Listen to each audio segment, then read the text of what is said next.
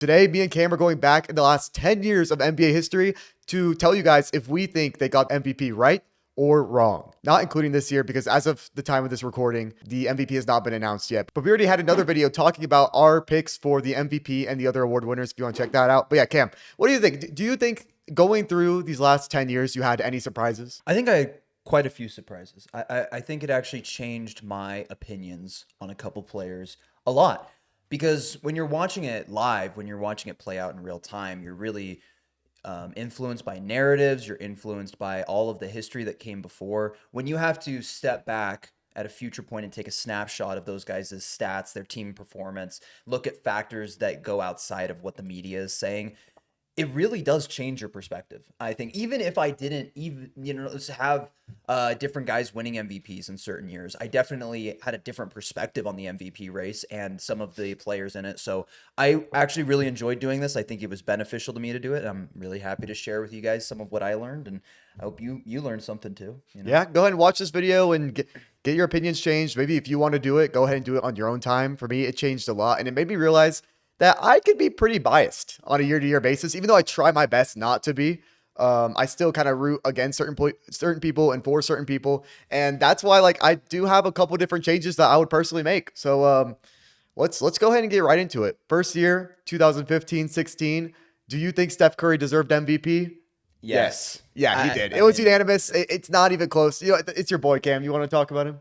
I honestly don't even want to say too much about it because everyone knows how good 2015-16 Steph is. I mean, he led the league in scoring. He was the most efficient player in the NBA outside of DeAndre Jordan. And that's only looking at effective field goal percentage. He led the league in steals per game and total steals. He led the Warriors to a 73-9 record. He completely revolutionized the game. There's not much more to really say. Everyone knows everything that there is to say. Yeah, I don't even want to say anymore. So let's get to 2017 when Russell Westbrook won the MVP. Did he deserve this MVP? No. Okay, that's interesting. Okay. Yeah. I have James Harden. I have James Harden too. I think James Harden easily should have deserved it because one thing you guys will learn about this throughout this video, I value winning when it comes to the MVP, actually a lot. And it's not even in terms of the record of the team had by the end of the year.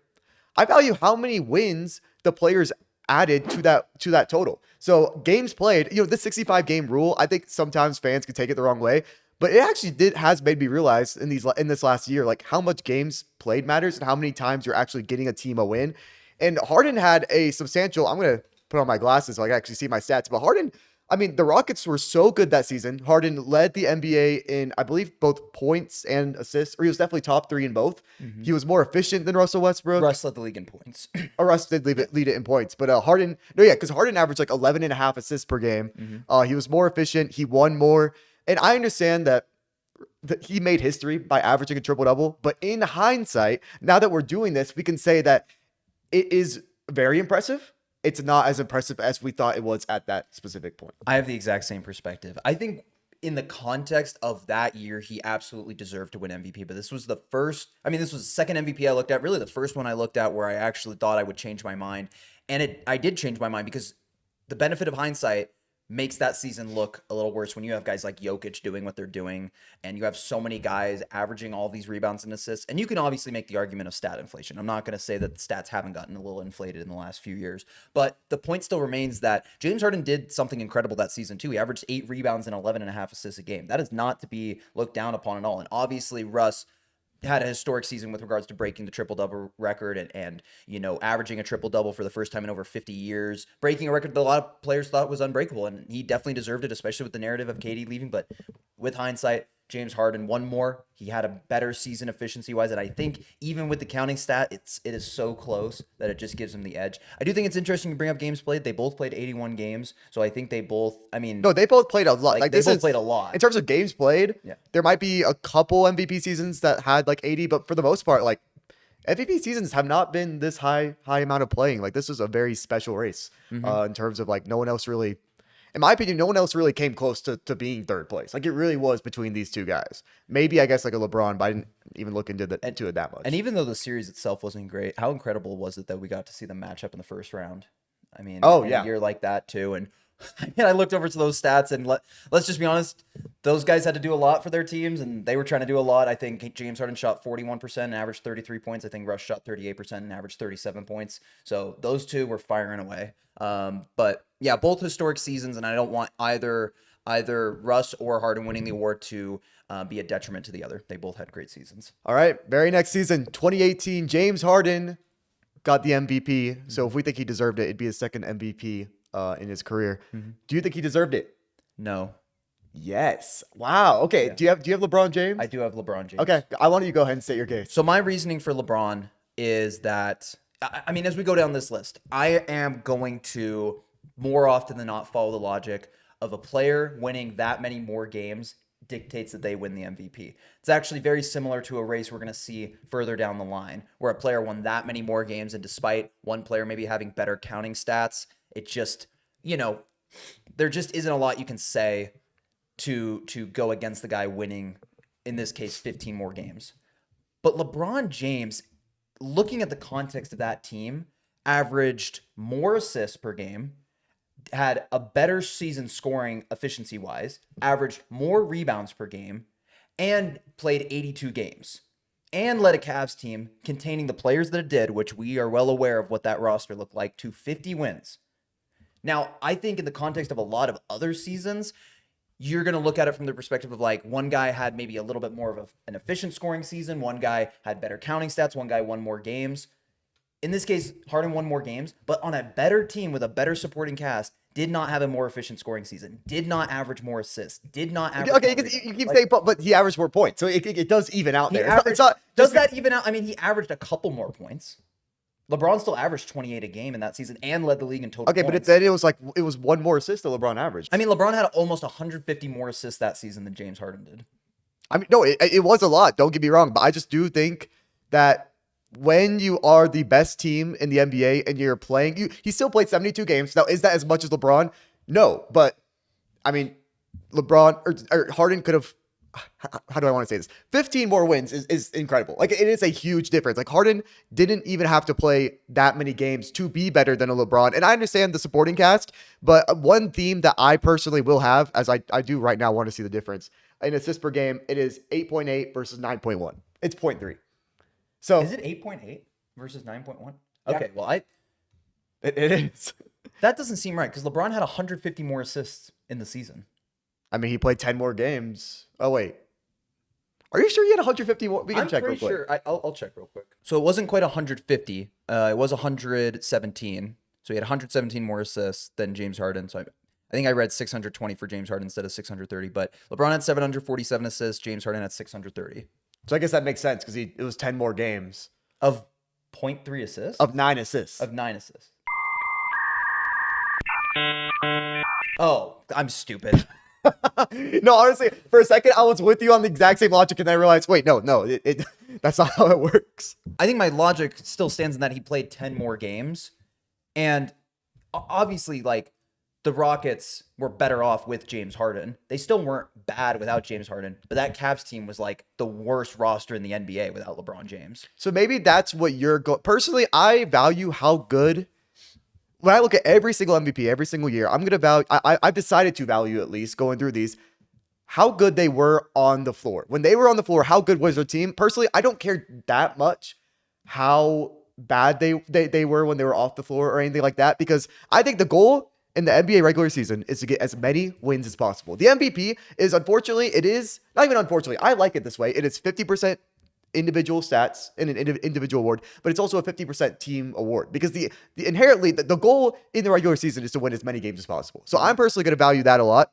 And he still not only did that, but he still averaged more points per game. Like he was still a 31 point per game, 30.4 point per game score on the best team in the league, but it was like by a mile. Or not by a mile. What were the standings this year? It was by 7 wins. They were pretty much over the Warriors for the last, few weeks of the season. Okay, yeah. So pretty dominant, and he still played 72. And I am going to value the 10 games played, but it would mean a lot more to me if they were close, if they were like closer in wins and they played the same amount of games, versus like the win difference is just too much for me. I'm going to give it to James Harden. He was an offensive engine on his own. When he was on the floor, I think the offensive rating was around like 117, which that is his job as a guard, to lead the offense. His responsibility isn't defense. As much as we like when guards play defense, it's just not as important individually. And so when he was on the floor, they had the best offense in the NBA. And I personally think when you're on the best team and you do that, and Everything like that matters. That's fair. Did you check what the Cavs' offensive rating was that season? Out of curiosity, I haven't checked. I did not. So just looking at their points scored per game, the Cavs only scored 1.5 less points per game than the Rockets.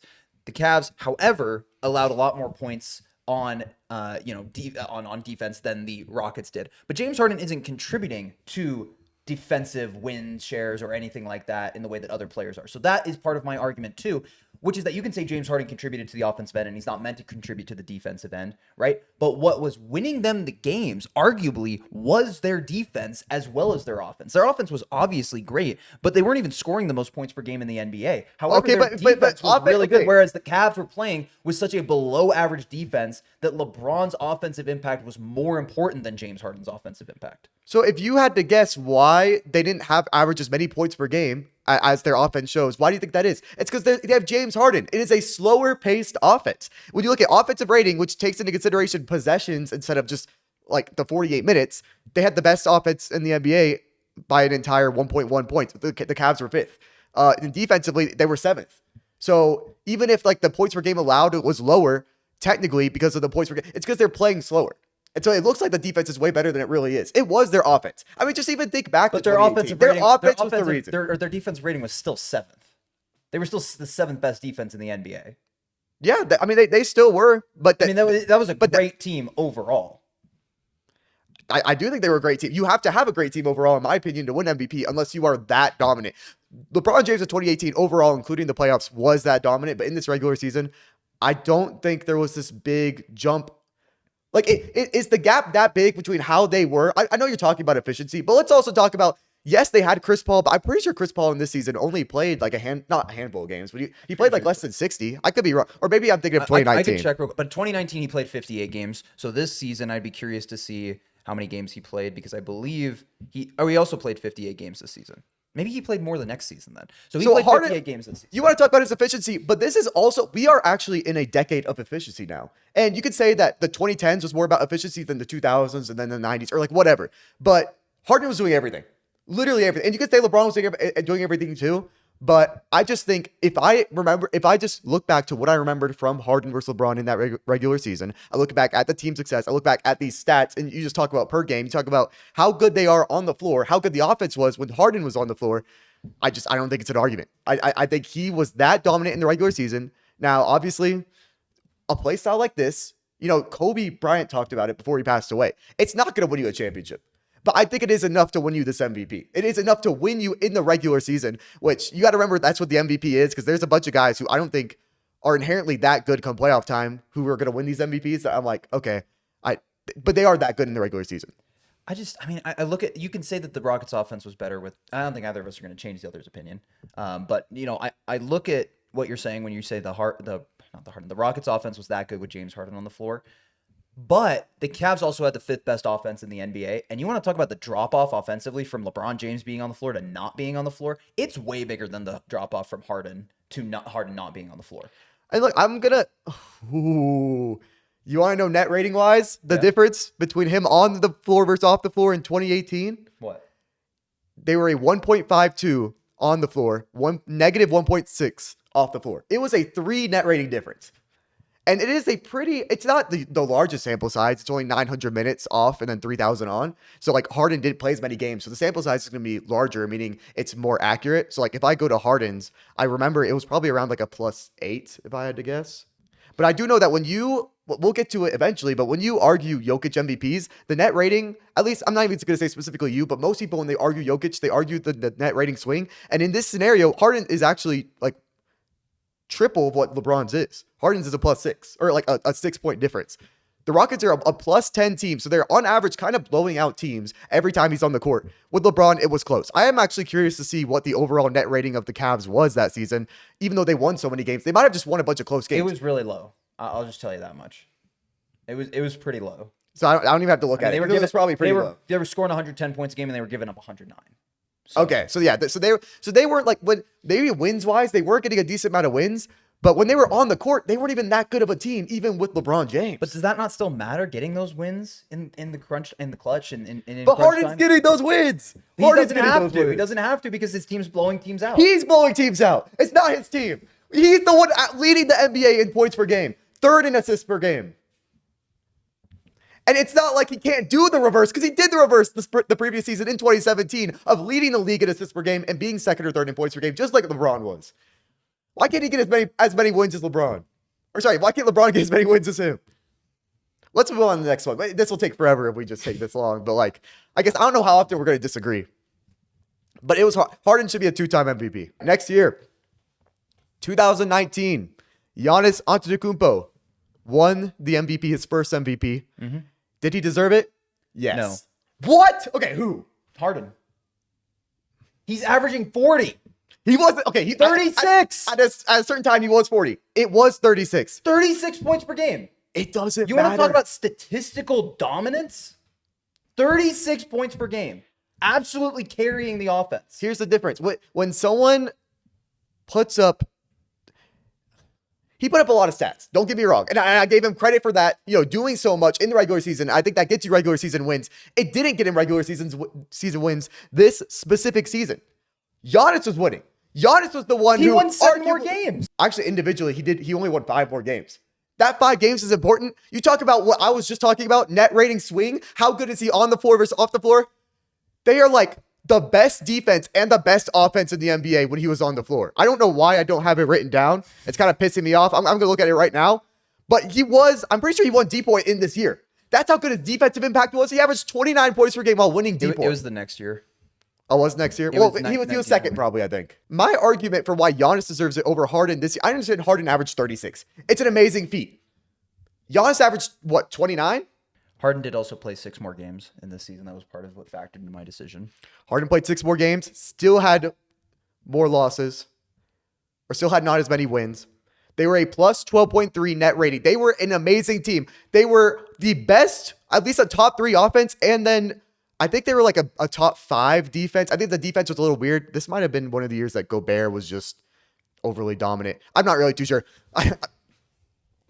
But Giannis, when he was on the floor, was just better than Harden. I understand Harden averaged 36. He was amazing scoring-wise. But we talk about real two-way impact. By the way, I didn't say it. The previous year, I actually had LeBron tied for a second because I couldn't choose between him and AD. AD was amazing last year, or in the 2018 year. Mm-hmm. Like, when you talk about defensive dominance, Anthony Davis was second in points per game while being that good defensively, which is something that, let's just go ahead and talk about it. You had Wemby, because of his defensive impact, winning MVP in 2026.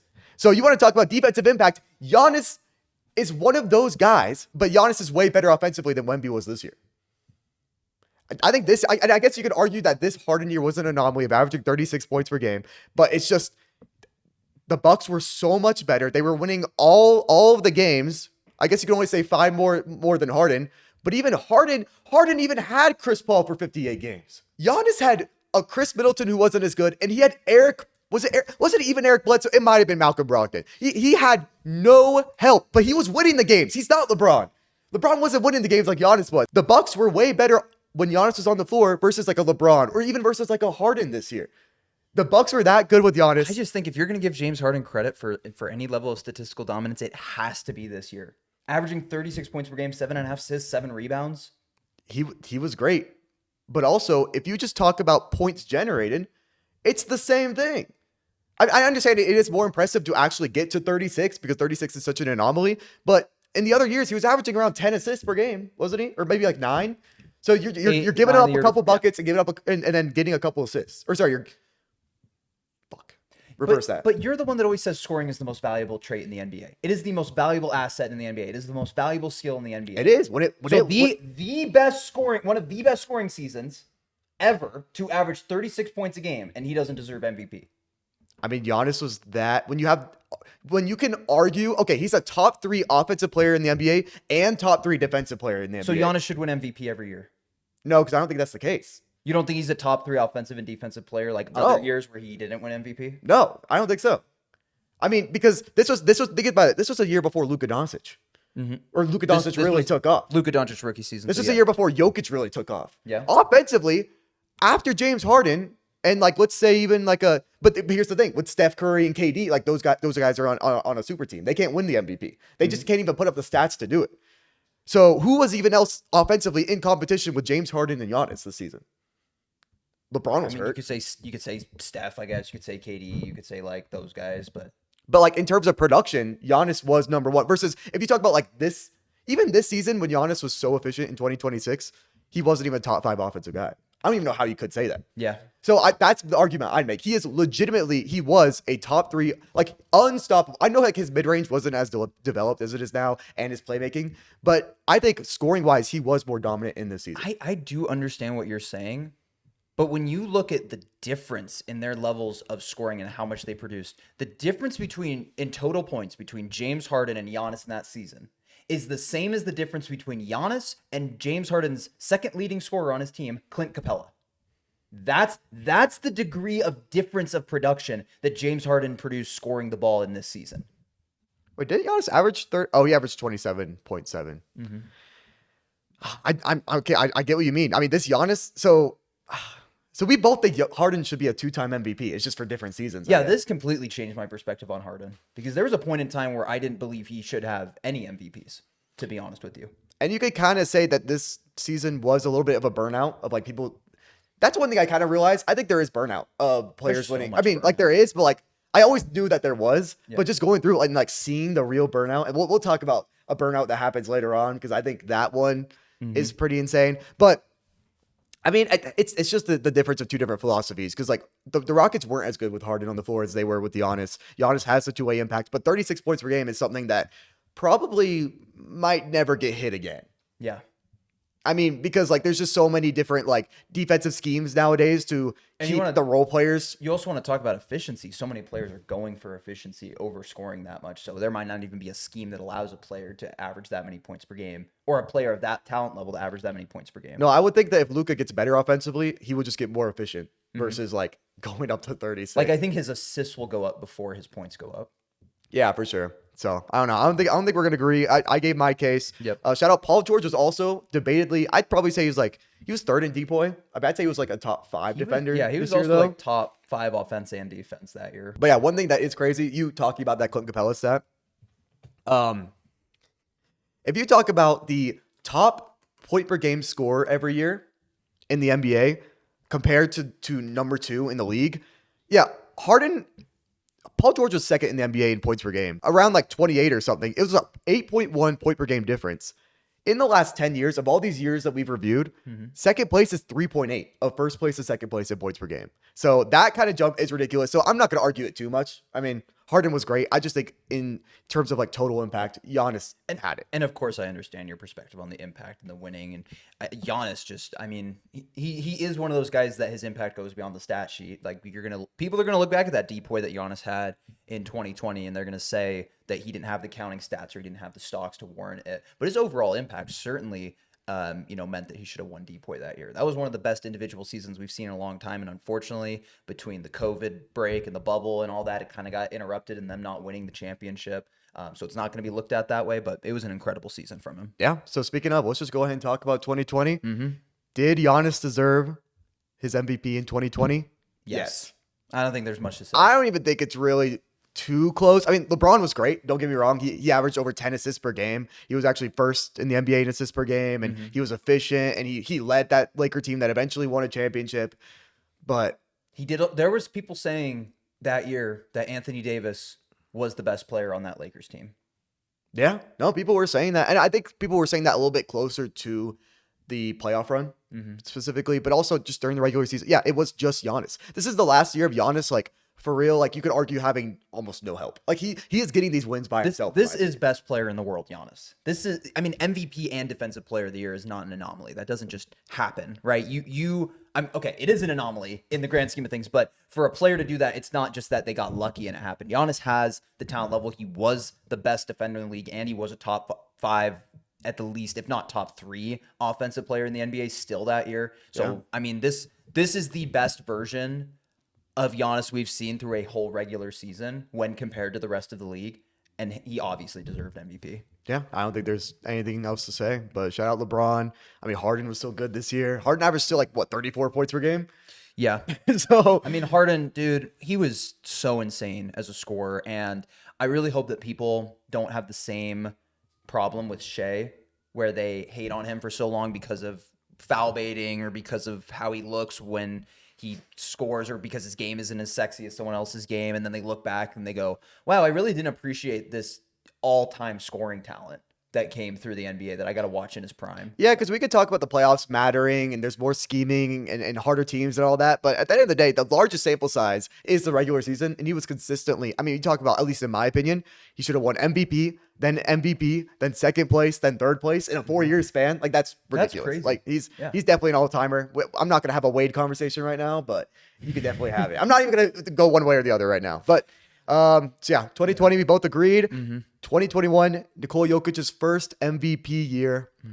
Do you think he deserved it? Yes. I think it's pretty easy. I don't really think. I think they got it right. That's about it. He won 2 less games than Embiid while averaging 6 more assists. I will say that if Steph made the playoffs, I would have been tempted to give it to Steph. But that's also my personal bias of having watched that whole season and seen the exact impact he was having while not paying as close of attention to Embiid and Jokic that year. So, that being said, Jokic, amazing this year. This was really his first announcement as a superstar in a way. Yeah, and I'm not going to discredit Jokic at all by saying this, but I told you this before we started recording. This is the weakest MVP race in the 10 years, in my opinion. Or not race, sorry, just MVP in general. I feel like Russ would have won 2017. Russ would have won MVP this year. Definitely a 2019. I think Harden. Any Jokic year from then on wins MVP in this season. Yeah, for sure. But Jokic was amazing. But if you want to play the if, I know you're the Warriors fans, you're going to talk about Steph. But if you want to play the if game, if Joel Embiid could stay healthy, he wins MVP this year. The problem is, if there was a point in time in which people were saying that, which in my opinion is part of the reason he did win an MVP, because he finally did stay healthy. But health is a part of your game and it's a part of your production. And the fact of the matter is we've seen over a very large sample size that health is simply a part of Joel Embiid and what you get when you get that sort of player. So yeah, it really sucks. I mean, I think he will go down as, in my opinion, it's hard to call him a what if because he played enough, but he didn't play enough at the exact same time. He's not Derrick Rose, but he's whatever the tier down from Derrick Rose is. A guy that was clearly MVP caliber when he was able to stay healthy, but just was never able to do it. A tier down from what ifs, yes. Not a tier down in general as a player. No, that's just what it came off as. I know what you meant. But, but like he's from that what if of a Derrick Rose being the youngest MVP ever and then tearing his ACL the next year. We got a few years of Embiid. We got a few good years out of Embiid that were, really satisfying to watch. And then, we just don't know what else we would have gotten. So I did want to say this. In this year of 2021, Rudy Gobert, his on-off splits was 18 points, meaning the team, I think it goes like by per 100 possessions, was 18 points better with him on the floor. That's like better than almost every single Jokic year except one, which is insane. Like Gobert for that Jazz team, who's, they were the best team in the NBA record-wise and just overall. Like that team Gobert was insane. Donovan Mitchell, you pointed out, Donovan Mitchell didn't receive a single vote for MVP that year because it all went to Rudy Gobert, or not to Rudy Gobert, to Jokic. He still should have, I feel like. I think he should have too, but looking back, I could just see why. I feel like him and Gobert should have both got an MVP vote, Same as like Chris Paul got a ton of MVP votes that year, but Devin Booker didn't get any. Yeah, I definitely think that's fair. It is also a little bit different though when Chris Paul had just joined the team. And that's kind of going to be the difference of like that. Like people who are not paying too much attention could be like, oh, well, Chris Paul joined the team and they got 20 more wins. I guess, he was the difference. And that was also the greatest time of Chris Paul's career in terms of PR. Because the Thunder? Going from the Rockets to the Thunder to the Suns, 3 straight consecutive years in which he produced a lot of success and seemed to carry it with him wherever he went. There was no way he wasn't going to get an MVP vote for bringing a team to a second seed that year. Then next year, 2022, Nikola Jokic's second MVP year. Did he deserve it? Yes. Yeah. Okay, I'll be honest, because I would even call myself a little bit of a Jokic hater, and I'm kind of perceived that way. But I'll admit, dude, going through these seasons, it had me changing my mind. I probably had Joel Embiid winning the MVP this year. And I do think it's actually close. Because in terms of wins, Jokic only got one more win than him. In terms of net rating, Jokic was like 1 net rating better than Embiid. I think Jokic just kind of inched Embiid in every little category. Like just anything Embiid was really good at, Jokic just beat him by a little bit more. The only argument you could make for Embiid was obviously the scoring. 31 points per game is insane, and he was efficient, even though Jokic was more efficient.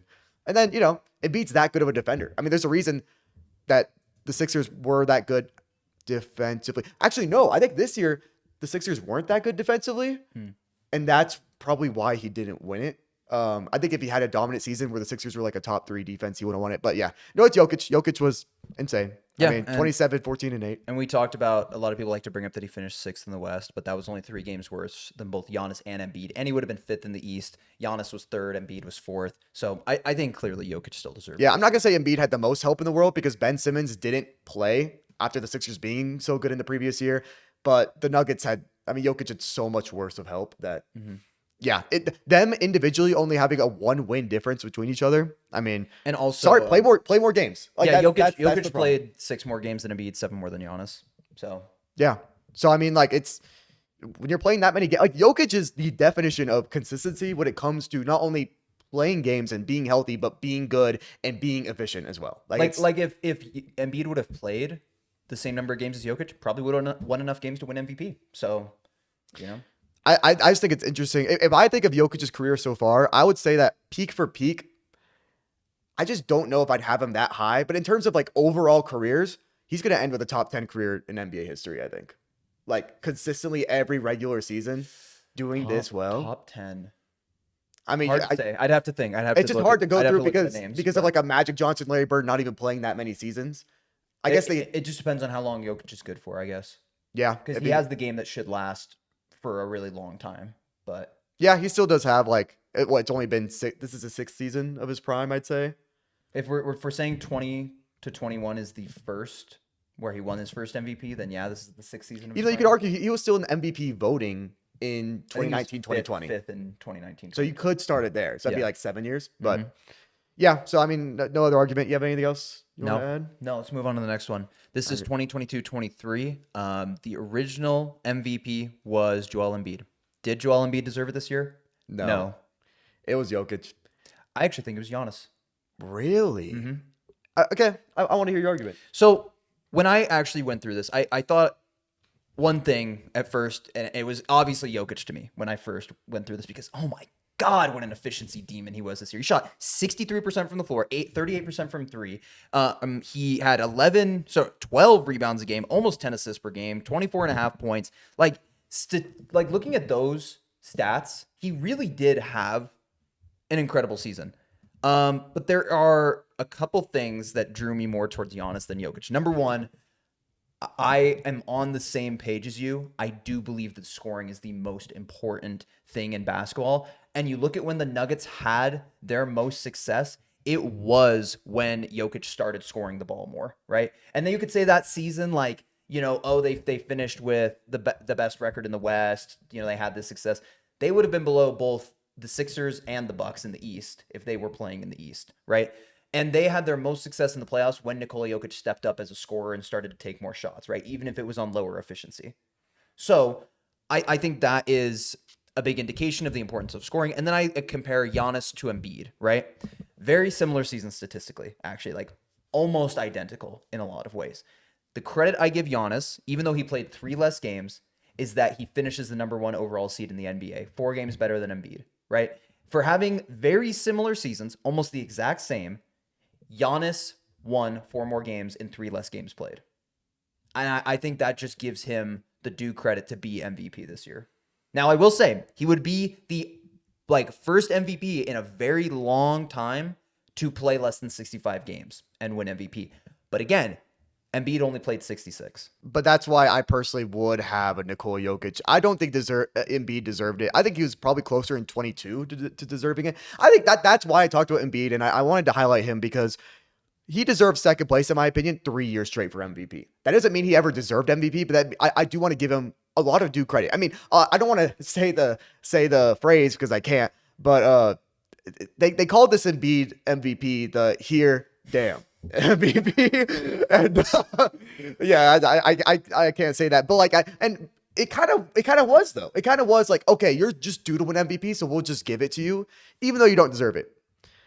At the end of the day, Giannis didn't play the games played, and this Jokic season, I know he didn't put up the points per game. It was only, I think, 24.5 points per game. 70% true shooting. I went down in NBA history. I looked up highest true shooting percentage in a season with at least 20 points per game. And Nikola Jokic was number one besides Lewis King, who played one game for the Sixers in 23. Same year, by the way. I didn't even sort it by year. He was number one with 70% true shooting. Second place with at least like 50 games, or like 50, let's say like 60 games played, because that's like the kind of the minimum. Second place was also Nikola Jokic at 67. That difference between 70 and 67 is a first place and second place is just as large of a gap between number two, and I can't even scroll that low before I have to pay for stat views. It is that much of a difference. Like 70% true shoot. That is insane efficiency. And you could say the points aren't there. It's still 10 assists per 9.8. He did not average a triple double, but it's still 9.8 assists per game. You compare that to Giannis's about like 6 assists per game, and you talk about the number of points generated. Let's say like 2 2s and a 3. That's 7 points. 24 and a half. Giannis has 31. It's about the same. And I understand still, I do value points per game more, so it's not a direct correlation. But it just goes to show how good of a season that was. Jokic won more games than Giannis. The Bucks might have had more wins overall, but that's what Jokic, that's the stat that Jokic gets to earn when he actually plays more games. I think that kind of availability is important when it's a race that close. And I do want to say that I value Giannis's two-way play very highly, but I think this was actually the season where, even though he's a great defender, don't get me wrong, he didn't play as many games, and for that reason, they were like the 12th best defense in the NBA. So it's like, how good of a defensive season? If you are an overwhelmingly, like if you had an amazing season like Wemby, then it's like, okay, sure, but he wasn't that good defensively, and the Nuggets were a plus 12.5 with Jokic on the floor. On average, they were blowing out teams. They were a minus 10 without him. Now, I'm not using without him, but just in reference for anyone who wants to use the without him, they were a minus 10 with him off the floor. Now, do I have a conspiracy that they do this on purpose for him to win MVPs? Yes, I'll say this every single time. However, he was still that good on the floor, where off the floor doesn't matter. Like, they were blowing teams out on average, and the Bucks I think, were plus 8 with Giannis. So still really good. They were a plus 7.5. Versus Jokic is plus 12.5. So still very good, but I have to edge it to Giannis. And I have to edge it to Jokic. And I'm someone who doesn't mess with Jokic. I think he is not a losing player, but he's not that good of a player come playoff time. I think he is very lazy defensively, and he's not a good rim protector. But I have to respect what he's doing in the regular season. You got to edge it to Jokic. I have to edge to Jokic. And I'll be honest, dude, I was closer to giving Tatum the MVP than Giannis. I was actually close. I looked at Tatum. Best team in the NBA, most win, because he had 4 more wins than Jokic, 5 more wins than Giannis, and he averaged 30 points per game. So pretty much this is how I really calculated who I think should win MVP. I tracked a player's record that season, a player's rating when they're on the floor, and then I tracked their stats and then their efficiency being true shooting. And I kind of combined it all into one. And then obviously I used context of watching the NBA back then. And I took kind of everything in. How good are they of defenders? I also kind of looked at like specifically offense if it was a guard versus I actually value defense, how good the defense is when they're on the floor if they're a center or a forward. And if you just talk about individually, how many games did they play where their team won? Tatum had 5 more wins than Giannis. And but here's the thing. The problem with picking the best team in the NBA's best player is sometimes it's like a Devin Booker who didn't do that much. Tatum averaged 30. Tatum had a great. It was great efficiency as well. He still averaged like 5 or 6 assists. I mean, it's just hard. This was a year for him to win MVP. He just finished like still 5th in the NBA in scoring, averaging 30 a game. Yeah, when you're not overwhelmingly hitting the rebounds or assists, it's just hard to win MVP. If Tatum would have won it, I would not have been mad at looking back. But I will say, I do think Jokic deserved it more. So I think so far, Jokic should be a 3-time MVP. No, I can't even hate. And regardless, I'm actually really glad Giannis didn't win it this year because his PR was already not great at the time. Can you imagine if he won MVP and then lost to the Heat in the first round? Oh, that would have been #1 seed. That would have been brutal. That would have been bad. I mean, it was pretty bad when in 22, Jokic won it and then they lost to the Warriors in like 5. So if you lost as a 1 seed, losing to the 8 seed, that would have been even worse. Yeah. We can move on though, unless you have anything else to say. No, let's move on. We have our next season, 23-24. This year, Nikola Jokic won MVP, averaging 26, 12, and 9 a game. Great season. Did Nikola Jokic deserve the MVP this year? Yes. No. Really? Who do you have? Luka Doncic. I think as I've been going through this, I still value wins, but I've realized maybe it's just that 5 to 7 wins means a lot more than I think it means. But when I look at that difference in wins and then I look at their statistical output, and I look at what Luka Doncic was doing, yes, Nikola Jokic shot a higher percentage from the field as a center. Luka Doncic had such an incredible season offensively. 33, 9, and 9 on 48-38 splits. Like, that is incredible. That is better than prime James Harden. I mean, I'm not gonna argue with that. Luka was incredible. It's just Luka he was the best player in the NBA this season. Yes, he was. I value winning too much. I mean, the team didn't win as much. Luka, I'm pretty sure, played even less games than a Jokic or a Giannis, or I guess like Shea was in it as well. I think they were the ones. Yeah, Luka played 70 games. Jokic played 79. Shea 75. Giannis 73. So I mean, this is like a tough season for games played, because I feel like more games played were played this season than like most of these other seasons. But excluding that 2017, but I do think those games actually do matter. I mean, Yeah. I personally, like you're saying, what's the difference between 5 or 6 wins? I kind of think it's a lot, because the goal is to win as many games as possible. So if you're winning as many games as possible, and you're not only like just barely winning like LeBron was in 2018, but you're dominating on the court, like both Shea and Jokic, because I thought Shea was second place, even though I will respect Luka, and I think Giannis had a great season as well. I mean, they were both, when Jokic and Shea were on the floor, they were dominant. They were efficient. They were even more, actually, Giannis was more efficient than Shea, but Shea for a guard was really efficient. I can't deny it. Luka had individually the best season, and you could argue he's the best player in the NBA, including, you know, I'm not going to say he had like the greatest playoff run, because I do think overall that Mavericks team was good. Mm-hmm. But also, if you just want to talk in terms of help, I mean, that Mavericks team was also good because of Luka in a lot of ways. I mean, you we saw what happened after he left. But I think you could actually argue that Mavericks team around Luka was better than what Jokic had. I mean, that team made the finals that year. Yeah, you got to think about it like that. They had PJ Washington, Derek Lively. The same Nuggets team won the finals the year before. Yeah, but also like there's a reason that. Did they trade MPJ after this season? Or no, I think it was after the next season. Yeah, it was after they had MPJ through the last year of what we're going to go through. So I don't know. I feel like they had a KCP who was pretty garbage. I don't even remember who they had as a backup center. They were just way better. Like when Luka was on the floor, they were plus 5.5. When Jokic was 11.5, Shea 11. Now I don't want to use the playoffs as a reasoning for MVP, but if we're saying that Shea's team was better with him on the floor than Luka's team was, and the Mavericks beat the Thunder in the playoffs, does that not tell you that when Luka Doncic is playing good, he was the better player that season? You think the Mavericks team is in 2024, when the Dallas Mavericks played the Oklahoma City Thunder, Shea was better than Luka, even though they won. PJ Washington just hit every three. If you look at their stats against each other, Shea was better. Luka was not that good in that series. He wasn't bad by any means. He was not that good. It was his shooters. It was a Kyrie Irving. It was everyone else doing it for him. Now, I will say, when it came to like beating the Timberwolves and then winning in the first round, Luka did a lot. But that specific series versus Shea, I think Shea played better. I mean, I can show you the stats right now, but and also I don't want to use playoffs. This is a regular season award. We can't use playoffs. In hindsight, I mean, like we've had times where Jokic would win MVP and then lose in the first round to the Warriors, and all of a sudden he doesn't deserve that MVP, but then he'd win the next season. Right. And that's kind of how there's been a good cycle of that going on, like with Giannis, it happened as well. And I just don't think we can use the playoffs. It is a regular season award at the end of the day. I mean, so I'm going to use what you did, how many wins you got, because that's why I valued Harden so high. Because if I valued the playoffs at all, I'd give it to LeBron in 2019. I'd give it to, LeBron not LeBron in 2019, LeBron in 2018, or LeBron in 2020, or we'd give it to LeBron a lot more, but right. I don't think LeBron does enough in the regular season. Okay. I'd give it to Jokic. So I think Jokic deserves 4 MVPs. I've always been someone where if someone says that, I'd be like, what are you talking about? He doesn't deserve 4 MVP. No, I personally believe he does, actually.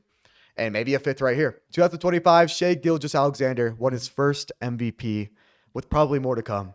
Did he deserve it? Yes. I mean, this isn't 2015-16 Steph quite, and I don't think it's quite 2019-20 Giannis, but it's the one below it. I mean, they won 18 more games than the rest of the league. He had insane efficiency for a shooting guard. He led the league in scoring. I argued it. The thing is, last year, I argued heavily for Jokic. And this I think I told you what I did. I listened to people that know more than me. I listened to people that have more experience than me. And I realized that as much as the counting stats do matter, You have to watch the games and you have to see what's going on. And regardless of counting stats, Shea and Jokic have a very similar impact on the game. Yeah. So if he's going to win 18 more games, he's going to win MVP. Yeah, because 18 games is by far and away. And actually, if you just so it is, at least if you do it the way I've been tracking it, I think it's 17 more wins. But that sort of difference we haven't seen in the last 10 years that I've been tracking this sort of win difference. Yeah. 17 wins is insane. And then you can talk about Tatum being kind of close with 53. But Tatum did not individually, even though the Celtics were really good individually, Tatum was not that good. Tatum was way better in 23 than he was in 25. Yeah. And then you had Giannis as well, who was really good. I'll give credit to that. And then Jokic was amazing. I mean, 30-point triple-double, but it was Shea. The best scorer in the NBA, most points per game on the best team in the NBA. I'm always going to, if there is ever a case like that, like it was with the James Harden, I'm always going to give it to him. Yeah. Because what else could he possibly do besides win the most win the most games and score the most It points? wasn't even like you're saying like, oh, it was a Devin Booker or it was a Donovan Mitchell or a guy that was like good, but not this superstar. He was a definitive superstar and they won 68 games. Yeah. I mean, The most since, 2016. Yeah. Our very first year. And it was crazy too. I mentioned this to you looking back at these years and then seeing Shea's efficiency because people have always looked at him since he became this star as an efficient scorer.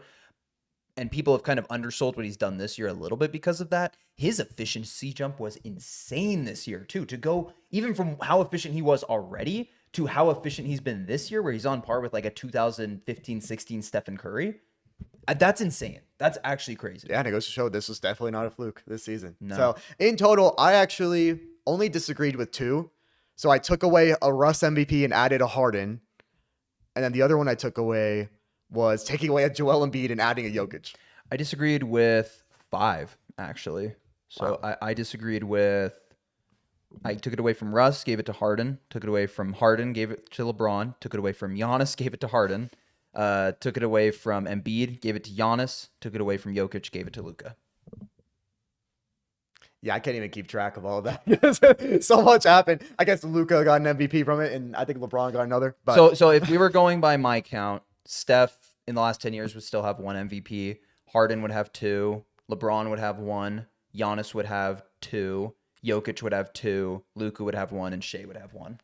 wow, so you took away a Jokic MVP, which is crazy because a year ago you were always fighting for Jokic, and It wasn't so much that I don't believe that Jokic is great. I guess this was also kind of my takeaway is MVP does take away from the greatness of players that don't win it, but it really shouldn't. Because looking at some of these years, like we said, 2020, 21, I think any of the other years that I or you had winning MVP might have won MVP in that year. I think so. 2021 was so weak. I mean, you talk about, dude, Tatum in 24 would have won it in 2021.